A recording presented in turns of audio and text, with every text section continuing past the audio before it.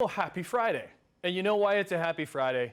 Because it's Finance Friday. Welcome back to the show, First Ontario's Dave Schurman. There's this Scaremeister. How you doing, Dave? I'm doing good, Timmer. You're looking good in that bow tie, buddy. Thanks, pal. Can I get you a donut? I got a donut here. I got a chocolate dipped here for you, okay? No, it's a chocolate glazed. Annette's yelling at me that it's a chocolate glazed. Is that what you normally have when you come here? That hurts, Tim. That hurts. Well, I'll eat it after we get through a few of viewer questions, because that's what we're doing today. Let's start with Paul from Hamilton, shall we, Dave? He says, "Hi, Dave. I currently have a TFSA at First Ontario, of course, and am looking at moving these funds from a savings account to an equity-type investment. Now, can these funds be transferred without affecting my TFSA contribution room for the year? If so, how do I do that?" Well, great question, Paul. And many people, number one, yes, you can do it, but many people make a mistake, which triggers a penalty from the CRA.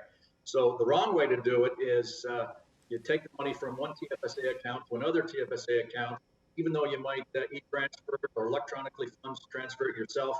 You think because it went from one account to the other, it follows the rules, but it actually doesn't. The financial institution has to do the transfer directly themselves. If you do it, it's going to generate a potential penalty from CRA. So again, it's not hard to do. There's online forms. You set up a second TFSA account. You can have as many TFSA accounts as you want.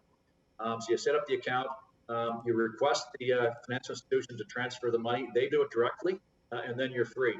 It goes into the second account, and it's not going to generate any penalties. Now, I want to make a comment as well on what Paul's doing, because a common mistake that a lot of people make on their tax-free savings accounts, really since it's been set up, is that they have it sitting in a savings account earning 0.5%, which is what savings accounts pay these days. And the whole benefit of a tax-free savings account is the fact that you don't have to report the income you earn on it, and you don't have to pay taxes on it. So by moving it to something equity-based, like a mutual fund or a exchange-traded fund, something like that, you can generate a return of 6, 7, 8, 9, 10%, and the benefit to you is going to be much greater, assuming you're not going to need the money in the short term. So again, Paul's doing the right thing, and more people should look at doing the same thing. Okay, good stuff, Dave. We have a little bit of a feedback, but we'll push through with this last question. It's from Nick from Binbrook. He says, "Dave, for parents and teenagers working part-time or summer jobs, when can an RRSP be opened in their name? Do you need to wait until they have filed their first tax return?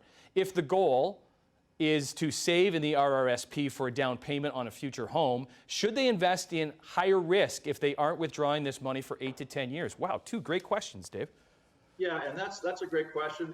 First of all, kudos to Nick for teaching younger teenagers the value of saving, and even more so the value of compound interest over time, the magic of compound interest. But to answer his question, there's no age limit on an RRSP. There are a couple of conditions. Number one, you need earned income. You have to make money, and the teenager is in this case. Secondly is, yes, you do have to file a tax return. The reason you have to file a tax return is the CRA determines the contribution room you have to an RRSP based on your earned income. So if you don't file a return, CRA doesn't have any record whatsoever of you having earned income. So yes, you have to file that tax return. There is probably a better way than the RRSP for the kid, and that is to do it through a tax-free savings. And I'll tell you why. Tax-free savings account it's a higher limit. Now you have to be 18 to have a tax-free savings account.